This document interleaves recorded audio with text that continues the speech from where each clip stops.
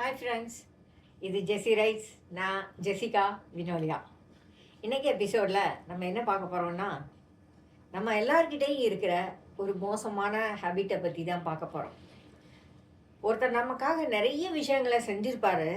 அது நம்மளுடைய மைண்ட்லேயோ நம்ம மனசுலேயோலாம் இருக்காது.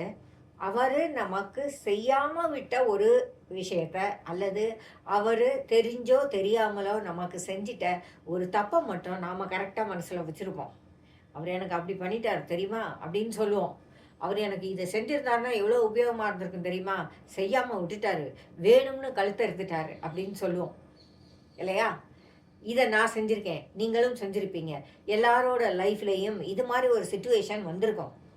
நம்ம மனசு ஏன் அப்படி பிஹேவ் பண்ணுது? அவர் நமக்காக எவ்வளவோ செஞ்சார், எவ்வளவோ நல்ல விஷயங்கள் செஞ்சுருக்காரு. அந்த நல்ல விஷயங்கள் எதுவுமே நாம் அதை மதிக்கவும் இல்லை, அப்ரிஷியேட் பண்ணவும் இல்லை. அப்படி ஒன்று செஞ்சாருங்கிறது நம்ம மனசுலையும் இல்லை. அதுக்கு பதிலாக அவர் செய்யாமல் விட்ட ஒரு சின்ன விஷயம், நாம் கேட்டு கொடுக்காத விஷயம், நாம் செய்ய சொல்லி அவர் செய்யாத விஷயம், அல்லது அவர் நமக்கு எதிராக செஞ்ச ஏதோ ஒரு சின்ன விஷயம், அதை மட்டும்தான் நாம் மனசில் வச்சுக்கிட்டு இருப்போம். அதை வச்சு தான் அந்த ஆளை பற்றி நாம் மற்றவங்கக்கிட்ட பேசுவோம். அவர் இவ்வளோ நல்லது செஞ்சார்னு ஒரு நாள் சொல்ல மாட்டோம், கம்முன்னு இருப்போம், பார்த்துக்கிட்டு சிரிச்சிட்டு போயிட்டே இருப்போம். ஆனால் அவர் ஒரு விஷயம் கெட்டது செஞ்சுருந்தாலும் அதை போய் முதல்ல எல்லார்கிட்டையும் சொல்லுவோம். அதுதான் நம்மளோட ஹேபிட். அது ரொம்ப தப்பு இல்லையா?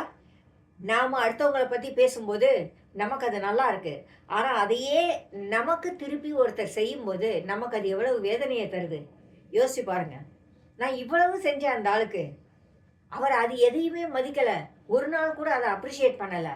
ஒரு சின்ன ஸ்லிப்பு, அதை போய் அவர் எல்லார்கிட்டையும் பேசியிருக்காரு அப்படின்னு நம்ம சொல்கிறோம்ல. எப்பவுமே மற்றவங்களை நம்ம கொஞ்சம் மதிக்கிறதுக்கு பழகுவோம். அவங்க எவ்வளவோ கஷ்டங்களுக்கு நடுவுலையும் பிரச்சனைகளுக்கு நடுவுலையும் தான் அடுத்தவங்களுக்கு உதவி செய்கிறாங்க. நமக்காக அவங்க எத்தனையோ செஞ்சுருப்பாங்க. அதை நாம் கன்சிடர் பண்ணுவோம், அதை அப்பப்போ அப்ரிஷியேட் பண்ணுவோம். ஏன்னா தெரிஞ்சும் நம்மளால் முடிஞ்சும் நாம் உதவி செய்யாமல் விட்டுற நேரங்கள் நிறைய உண்டு. நம்ம சோம்பேறித்தனமாக காரணமாக இருக்கலாம், சுயநலம் காரணமாக இருக்கலாம், இன்னும் என்ன வேணால் காரணமாக இருக்கலாம். ஆனால் நாம் செஞ்சுருக்க முடியும் ஒரு உதவியை, ஆனால் செய்யாமல் விட்டுருப்போம். அப்படி இருக்கும்போது இன்னொருத்தர் நமக்காக இறங்கி ஒரு வேலையை செஞ்சு கொடுத்துருக்கார் அப்படின்னா அதை நாம் அப்ரிஷியேட் பண்ணுவோம். எதையோ ஒன்றை நாம் கேட்டும் அவர் செய்யலை, அல்லது நமக்கு அவர் எதிராக ஏதோ ஒரு சின்ன விஷயத்தை செஞ்சிட்டார் அப்படின்னா அதை பெருசுப்படுத்தாமல் இருக்க பார்ப்போம். ஏன்னா அவரோட சூழ்நிலை என்னன்னு நமக்கு தெரியாது. அவரோட சூழ்நிலையை நமக்கு அவர் சொல்லிக்கிட்டு இருக்கணும்னு எந்த அவசியமும் கிடையாது இல்லையா?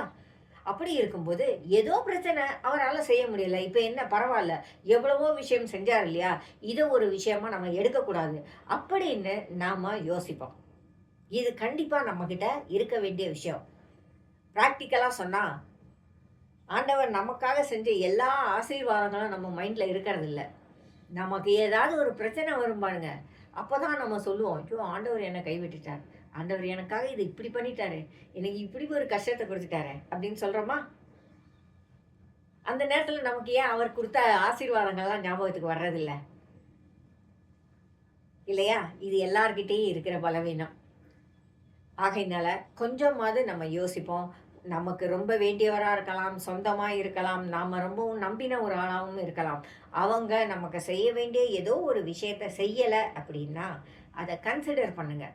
ஏதோ காரணம் இருக்குது, செய்யலை, பரவாயில்லை, விட்டுடுவோம். அவர் எவ்வளவோ நமக்காக செஞ்சுருக்கார்.